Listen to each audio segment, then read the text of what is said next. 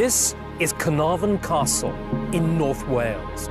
Its vast walls are built out of layers of different coloured stone in imitation of the walls of the imperial city of Constantinople, while on top of the battlements of the great tower there, now worn to stumps by the sea winds and the rain, perch stone sculptures of imperial eagles. For this castle was built by a man whose ambitions were truly imperial, King Edward I, conqueror of Wales and hammer of the Scots.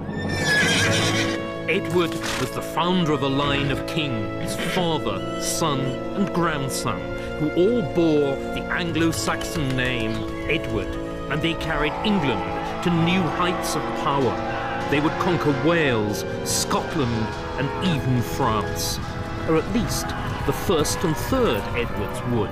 But the second Edward, unconventional and self-indulgent, reopened the old debate about royal power.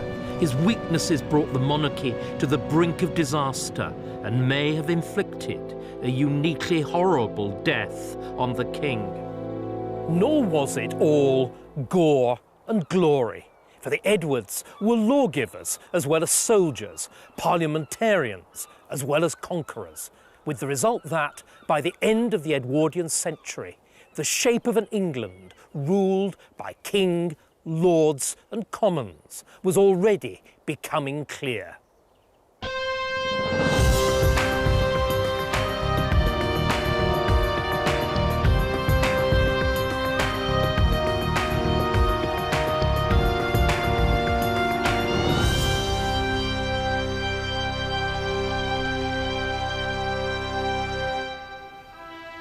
In 1272, Edward I inherited the crown from his father, Henry III. But his inheritance was flawed. During the later years of his father's reign, the crown had sunk to its lowest depths. Edward and his father had been kept under house arrest and the king forced to rule through a group of barons. Edward would never forget this humiliation. It was Edward who led the royalist fight back, and it was Edward who learnt the painful lesson of what could happen to a weak king.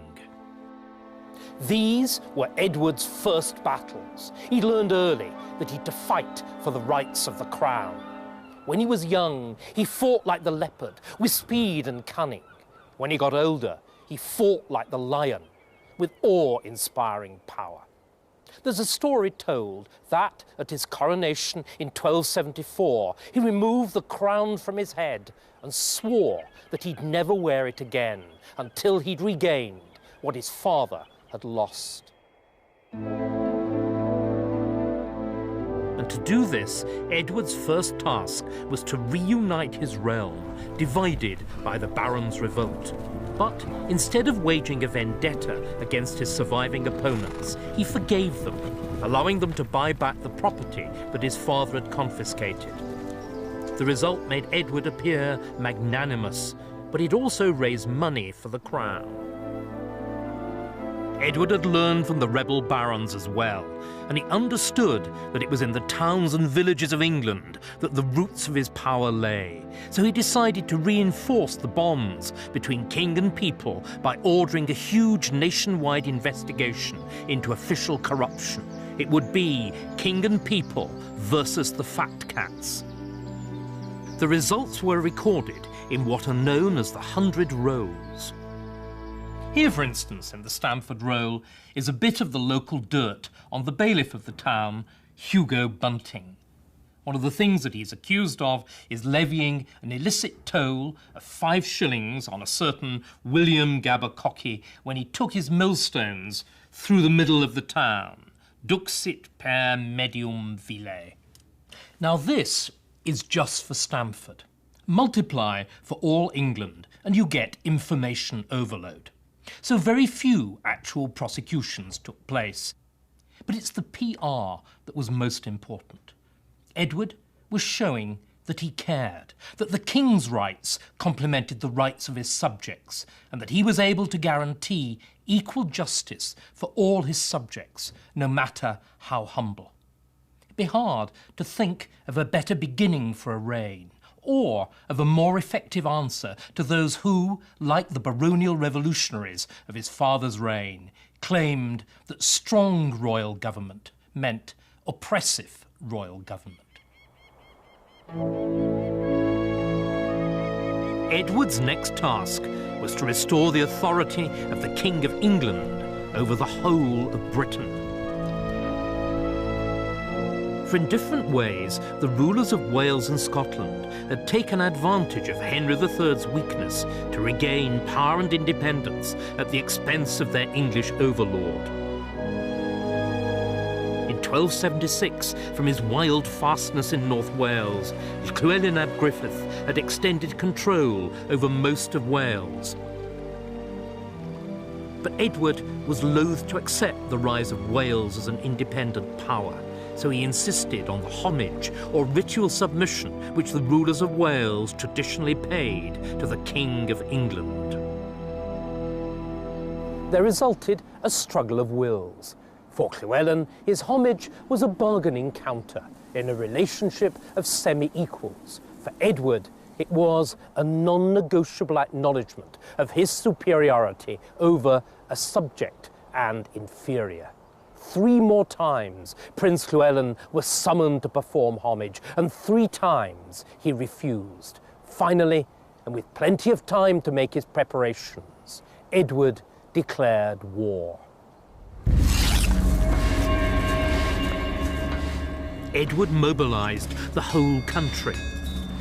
Merchants and craftsmen labored to supply the army.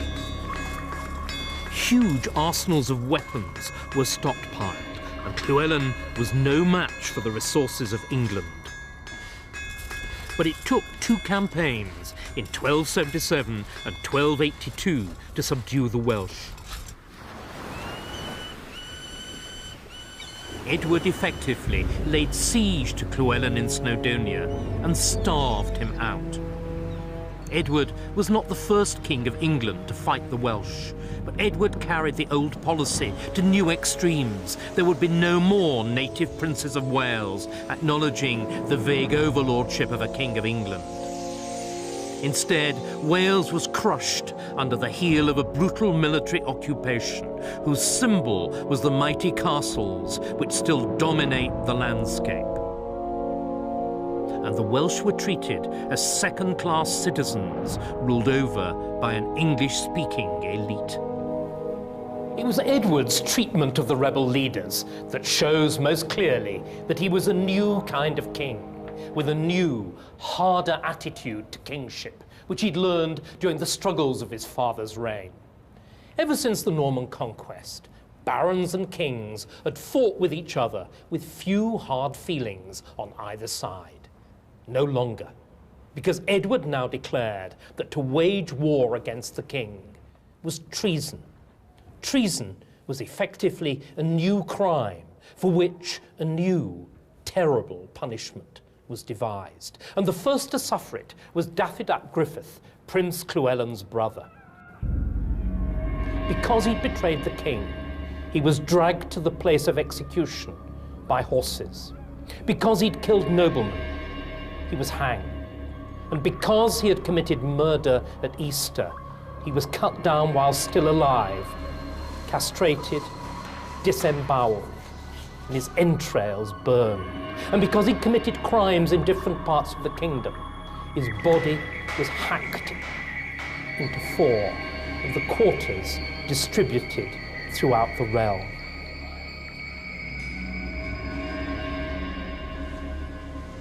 The fate of Wales was scarcely less brutal. If the 100 Rolls had shown that Edward was an astute politician, the conquest of Wales demonstrated his brutal, lion-like strength. This is Beaumaris Castle on the island of Anglesey, built by Edward I to set the seal on his final crushing of Welsh resistance. Edward's empire now stretched secure from east to west across the British Isles. But in the south, the King of France was threatening Edward's lands in Gascony, whilst in the north, Scotland at last seemed about to fall into his grasp. This struggle on two fronts, to subdue Scotland and to preserve his lands in France, was to dominate the rest of Edward's reign and, for better and for worse, to shape the reigns of his son and his grandson as well.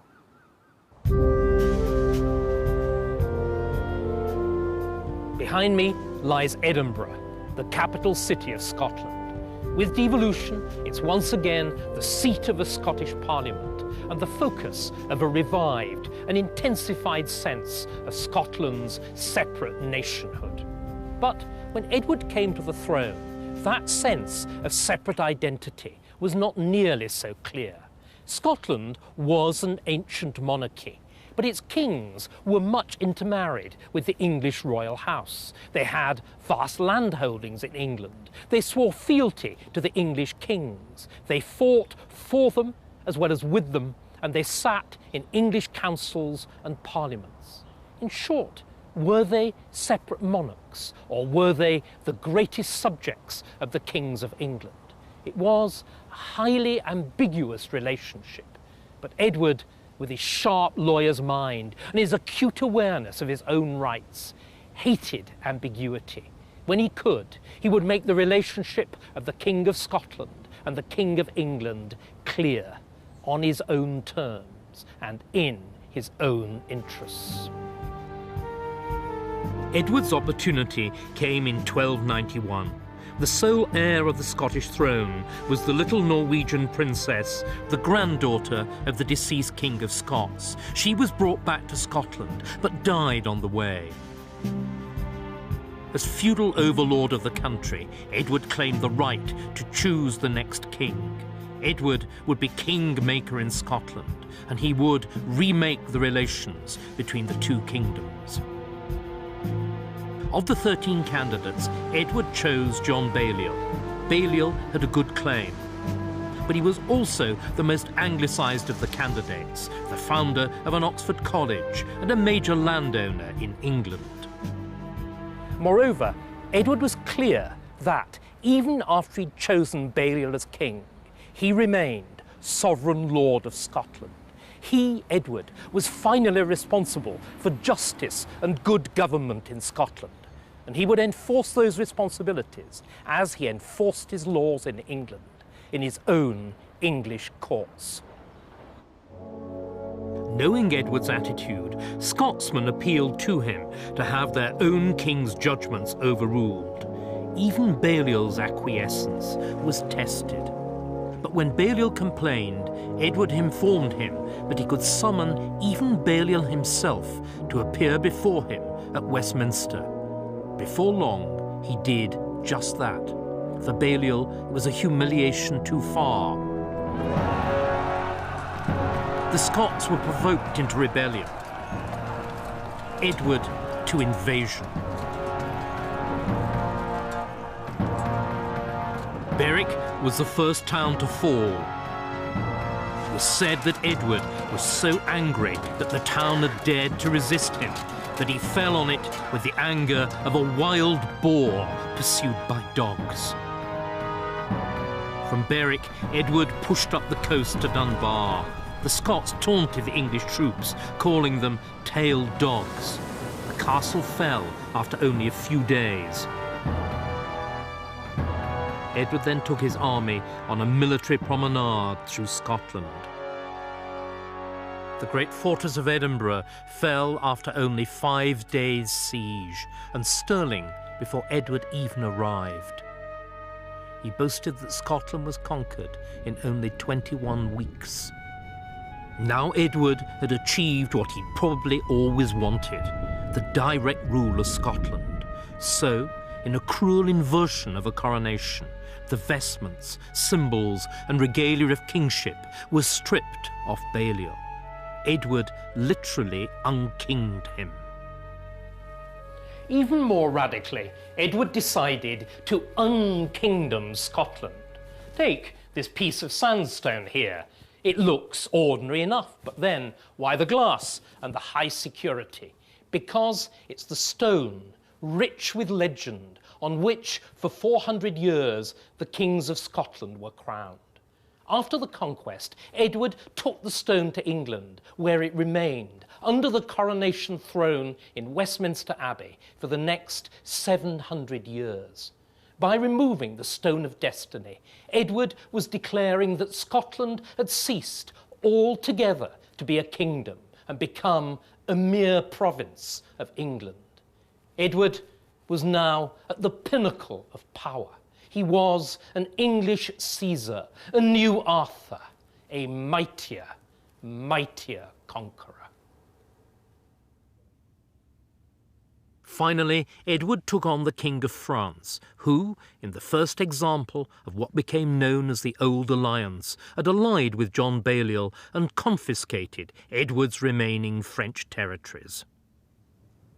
To fight his great wars, Edward needed taxation, and the only effective way of raising taxation was to summon a parliament, usually to Westminster here.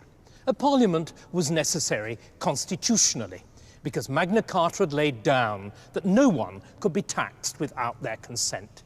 It was also necessary practically, because it had proved impossible to raise taxes any other way without the taxpayers going on strike. As usual, the most important group of taxpayers were the middle earners, the knights or country gentlemen, and the leading townsfolk. So, in 1295, on the eve of the Scottish invasions, Edward summoned representatives of these groups to what became known as the Model Parliament. They'd have a stake in Edward's vision for England, but they'd have to pay for it. The result was that Edward, the most naturally autocratic of kings, followed in the footsteps of the great rebel Simon de Montfort to become the father of Parliament. It was a shrewd gesture, but fierce guerrilla resistance to the English conquest broke out in Scotland, and Edward was forced into war on two fronts. As the costs escalated, the king faced broad-based opposition led by an important group of nobles. To appease them, he was forced to reissue Magna Carta and to promise once more that there would be no taxation without consultation of the whole realm. Nevertheless, to pursue his obsession of conquering Scotland, Edward resorted to any means to raise money. Finally, in 1305, William Wallace, the leader of Scottish resistance, was betrayed, and Edward decided to make an example of him. Wallace was brought on horseback here to the place of judgment in Westminster Hall for his trial. As was usual in cases of treason, there was no jury or counsel for the accused. Otherwise, both the facts of the case and the forms of law were carefully observed. The judges accused Wallace of having encouraged the Scots to ally with Edward's enemies, the French, of having invaded England and killed women, children, and churchmen, and above all, of having traitorously conspired the king's death and marched in war with banners flying against him. Wallace indignantly denied that he'd ever been a traitor, presumably meaning that he'd never recognized Edward as king. This only made his crime the worse, and he was sentenced to the worst punishment that the law could give. At Smithfield, now London's meat market, Wallace was horrifically tortured and killed. Like the Welsh rebel Dafydd, he too was hanged, disemboweled, beheaded, and quartered.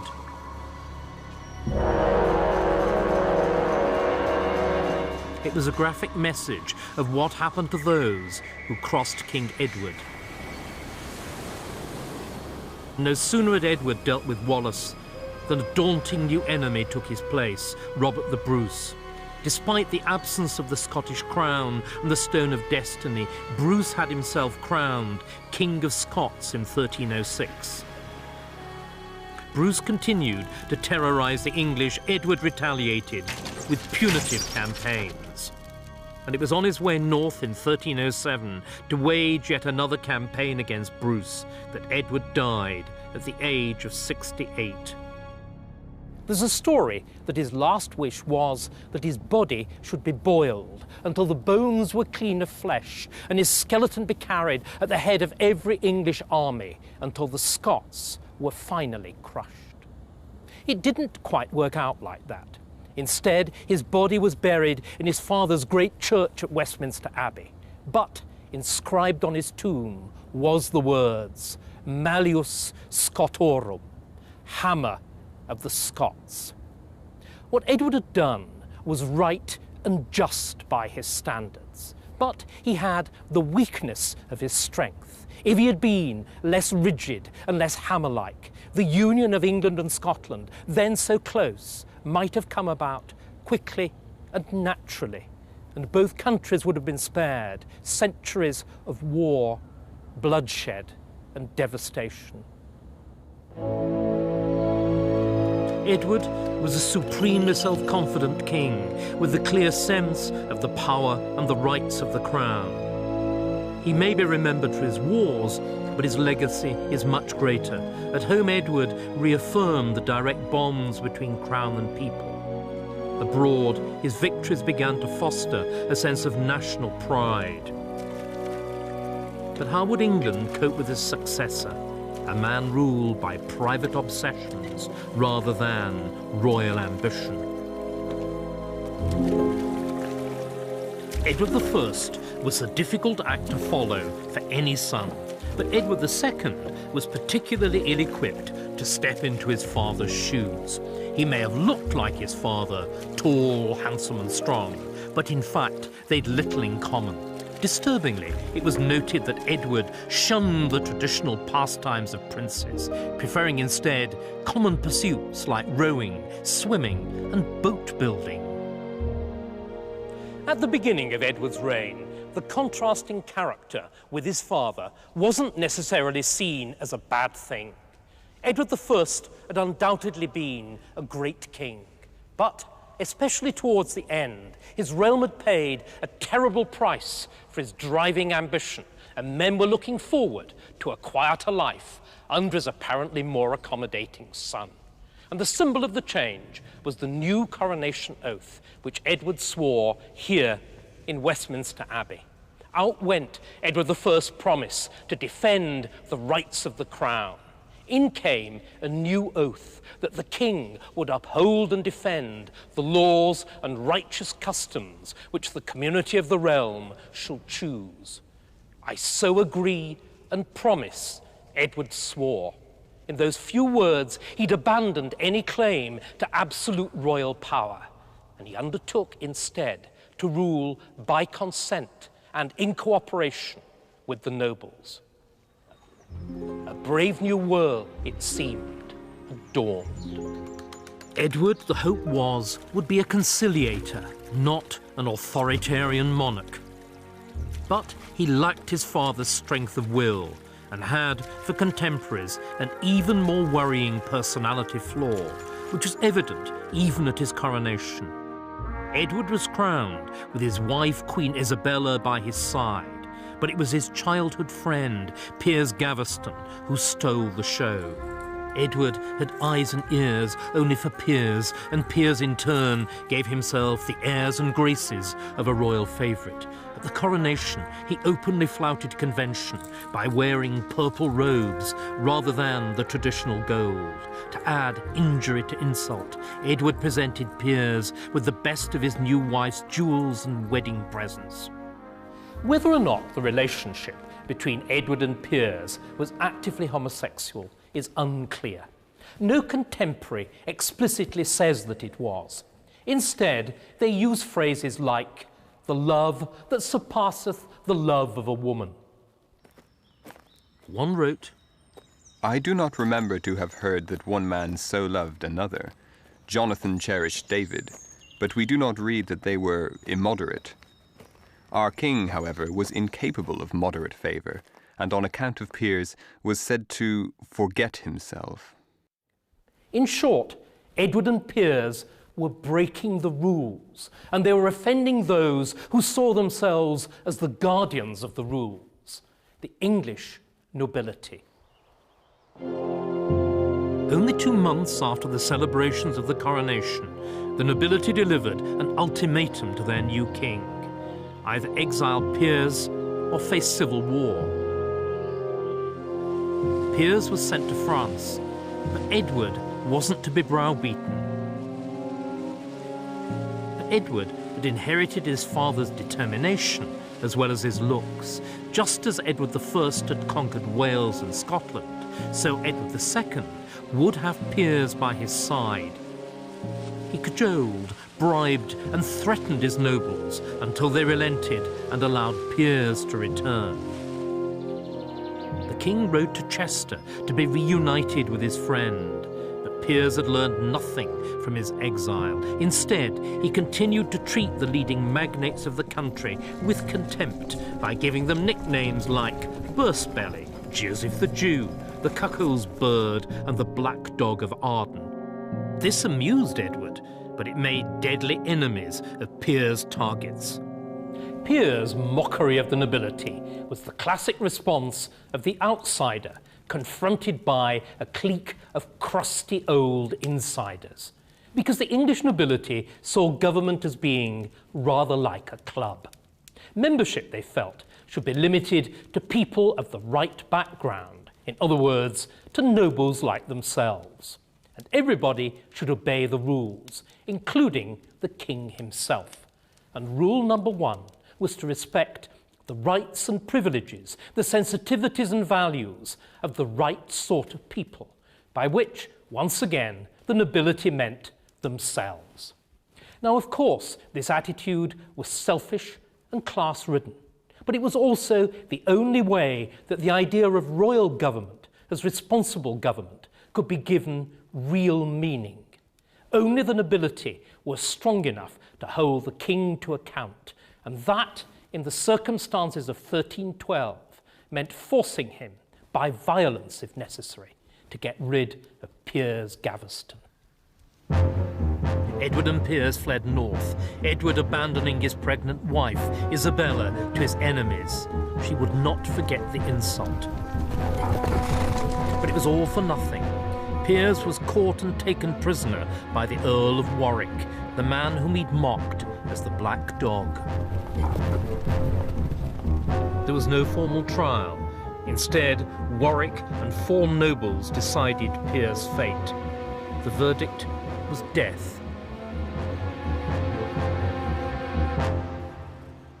Edward was grief-stricken at Gaveston's murder, but it was more than a personal loss. He'd also lost face as king.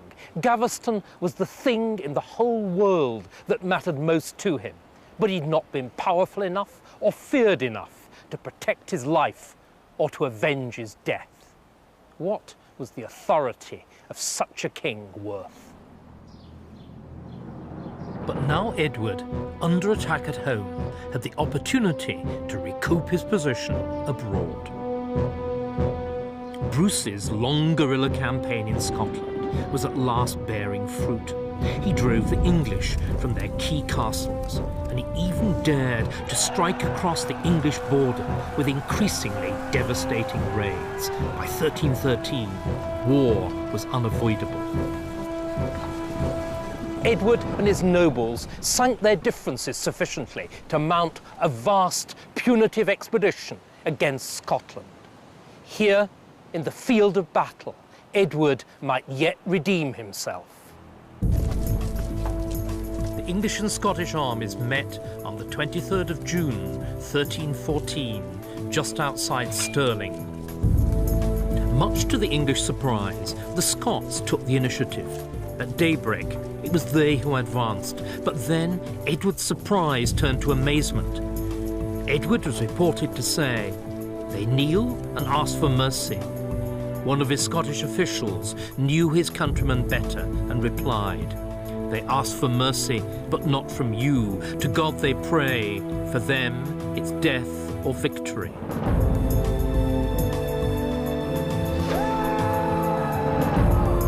The battle began, and the English knights charged the Scots' front line. But the Scots held firm. Unable to break the front rank, the English retreated. But their retreat turned into a rout. Encumbered by heavy armour, many men drowned in the boggy ground. The losses were huge, and Bannockburn became infamous as England's most shameful defeat by the Scots.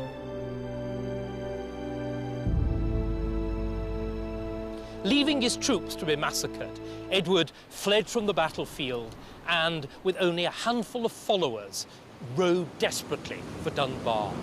He took refuge overnight in the castle here, which was in friendly hands, and then, the following morning, set sail for England.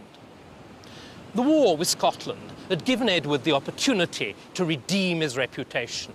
Instead, the shattering defeat of Bannockburn sent it to new depths. He proved to be as bad a general as he was a politician, and his flight made him seem like a coward as well. He now appeared to be unmanly as well as unkingly.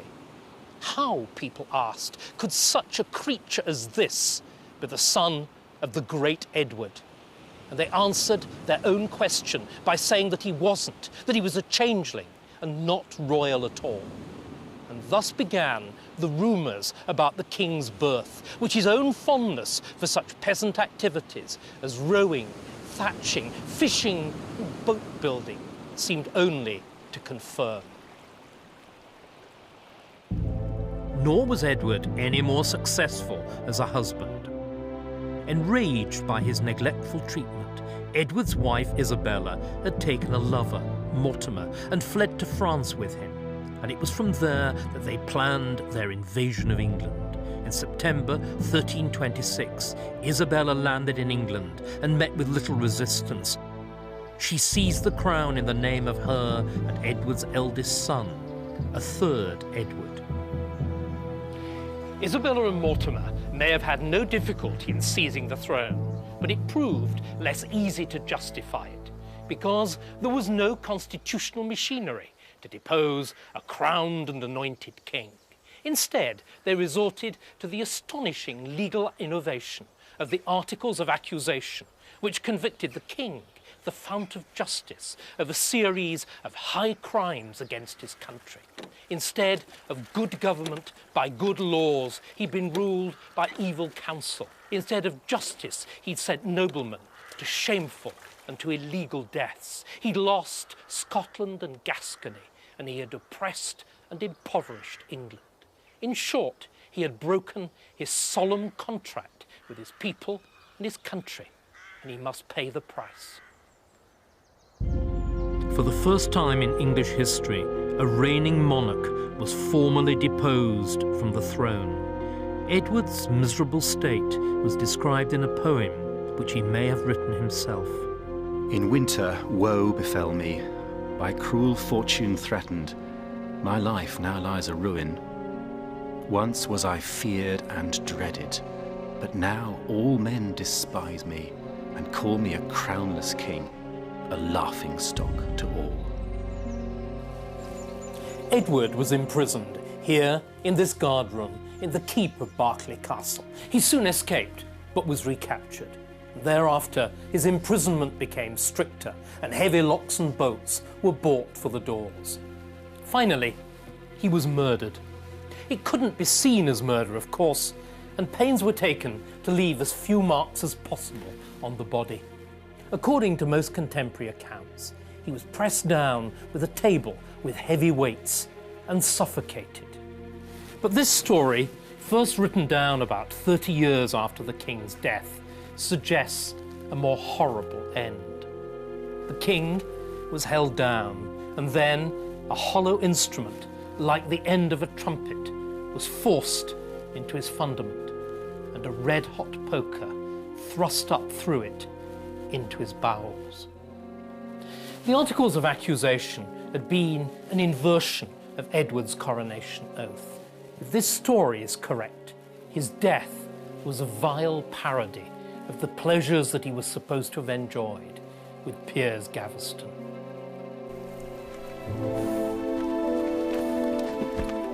In April 1331, a three-day tournament was proclaimed in the name of the new king, Edward III. His father had banned the tournament. Edward III excelled at the joust. Indeed, whilst Edward II had disappointed the traditional expectations of what a king should be, Edward III was the perfect image of kingship. Like Elizabeth I and Queen Victoria after him, Edward III personified the values of his age. Edwardian England was an age of knights and fantasy castles, of honours and arms. It was a culture rooted in war, and leading the country into battle was a hero king. After the disasters of his father's reign, it was natural that Edward would model himself on his grandfather, the heroic warrior king, Edward I. But it was a return with a difference. Edward had none of his grandfather's ruthless driving energy or his stiff-backed authoritarianism either. Instead, he cultivated an easy, winning charm.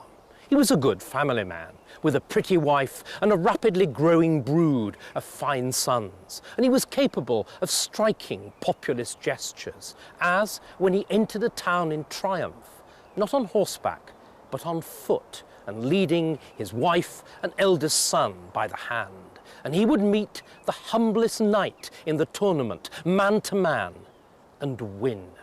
In short, Edward was the perfect gentleman, affable, sporting and brave, who would rule England as one of the club, as a first amongst the equals of his nobility. This was a quiet revolution.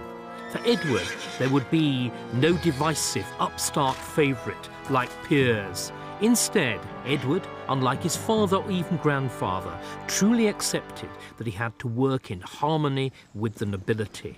Indeed, to do so was a pleasure as well as a duty.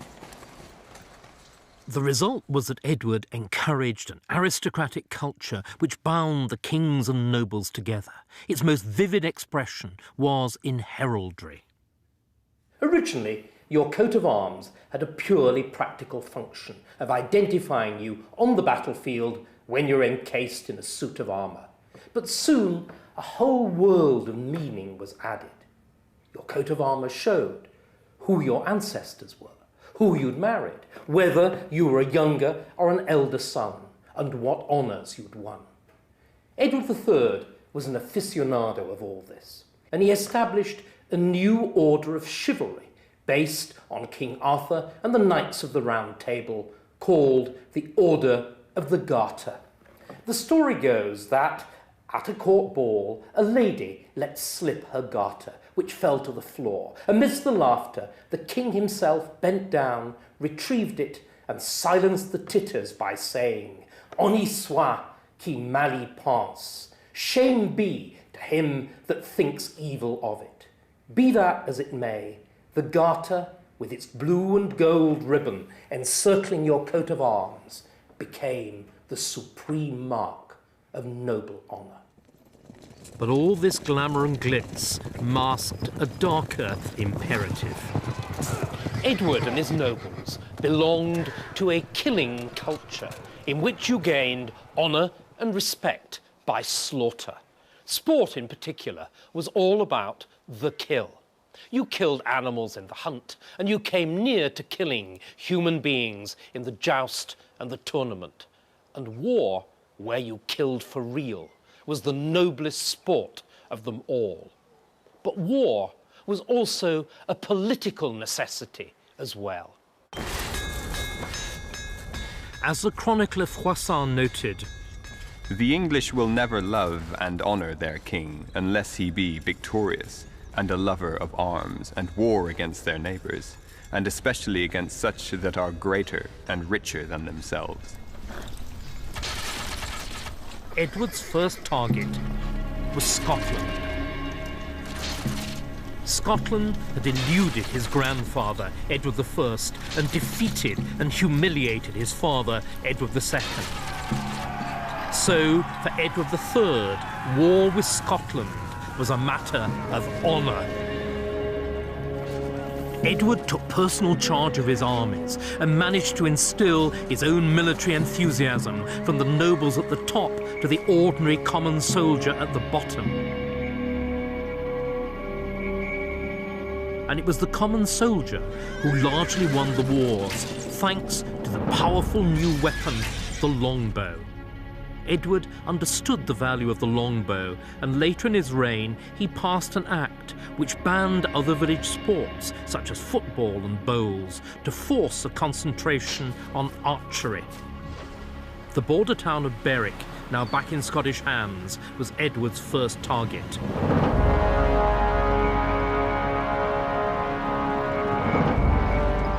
On Halidon Hill, just outside Berwick, the English and Scots met. It was a first victory for Edward and the longbow. As the Scots approached, the English archers fired their deadly wave of arrows with devastating impact. England's honour, lost at Bannockburn, was restored, and balladeers celebrated. Scots out of Berwick and Aberdeen, at the burn of Bannock you are far too keen. King Edward has avenged it now, and fully too, I ween. Edward's victory, high up here on Halidon Hill, was the making of him as a man and as a king. He'd smashed the Scots even more completely than his grandfather, the Imperial Edward I, the Hammer of the Scots, had ever done. He'd won Berwick-on-Tweed over there, then Scotland's main port and trading city. And for the first time in over 20 years, he'd freed the north of England from the risk of invasion. But his personal gains were even greater. He showed himself to be a natural general and leader of men and a master of the new tactics of the longbow. And he'd done all this at the age of 21. Already he was hailed as a new Arthur. Would he, like Arthur, reunify Britain? Or would he seek for wider fields to conquer? Edward chose the wider fields, and his next target would be France, the country with which England had been intertwined in peace and war since the Norman conquest. War with France offered the chance of rich booty, vast ransoms, and controlling the lucrative trade in the English Channel. But not even Edward could have guessed that he was about to start a war that would last 100 years. But if Edward and his nobles fought the war, it was the grey men of Parliament who paid for it. From here, high up on the London Eye, you can see the Houses of Parliament. Their proper name is still the Palace of Westminster. Back in Edward's reign, it was the King's real palace, but it was also becoming the home of Parliament too, with a special Parliament chamber. And what was turning Parliament into a regular institution was Edward's need for money to fight his wars with France. That and his willingness to do whatever was necessary to persuade Parliament to dig their hands deep into their constituents' pockets. It meant doing deals, greasing palms, slapping backs. Edward's victories were reported in detail to Parliament. Parliament was consulted on the war diplomacy, and Parliament ratified the peace treaties with France. It was good politics, but it was more, because it turned Edward's wars into a joint enterprise between the king and the English nation, and it made the English monarchy a national monarchy as well, of which Englishmen could be proud and in which they felt they had a stake and an investment. Edward's war became England's war. Bishops and priests led patriotic services and prayed for success. Dispatches from the front were read out in every town, and triumphant peals of bells celebrated victory. It was in August 1346 that Edward's style of kingship was fully vindicated. The English and French met at Crécy near Calais. The French were confident that victory was theirs, for they outnumbered the English 8-1. But Edward unleashed the full martial potential of his country. Now, the training in the longbow and the promise of rich plunder, all under the command of the king, created a truly terrifying force. By nightfall, the battle was over, and a witness described the scene. When no more shouting or rallying cries could be heard, the English concluded that the enemy were routed, so they lit great numbers of lanterns and torches because it was very dark. They hailed it as a glorious victory, and several times that night they gave thanks to God for showing them such great mercies. The French fled, leaving behind 4,000 dead knights. Edward's armies had gone into battle wearing the cross of St. George, and St. George, the patron saint of soldiers and nobles, became the patron saint of England. This great window in Gloucester Cathedral is known as the Crecy window. It was built to commemorate the victory, and it contains the shields of King Edward and his companions in arms. There, in the middle, is the coat of arms of King Edward himself, now showing the lilies of France as well as the lions of England. There's Lord Berkeley, who'd been forgiven for having acted as jailer to Edward's father, Edward II. And there's Lord Badeston's, who'd probably paid for the window out of the fortune that he made from the war in France. For the war in France made England rich. It also remade England. England had been culturally in the shadow of France ever since the Norman conquest. But now that France was shattered and defeated, England had got the confidence to strike out on its own, as in the architecture here. The window is an early masterpiece of the new English perpendicular style. So it's more than a window. It's a kind of symphony in which architecture, heraldry, and religion all come together in a single hymn of praise to England's God, to England's King, and to England itself. After Crecy, Edward's popularity reached its zenith. The English thought that a new sun had risen because of the abundance of peace in England, the plenitude of goods, and the glory of the victories. The century of Edwards had reshaped the English monarchy. The king was now more closely identified with the interests of his people, and he would never again be able to rule effectively without the consent of Parliament. He was expected to fight wars, but they had to be wars in the national interest. For the most memorable legacy of the Edwards was the forging of a nation that defined itself through war, symbolized in the flag of the soldier saint. A superman like Edward I could manage it, or a man's man like Edward III, but could their successors?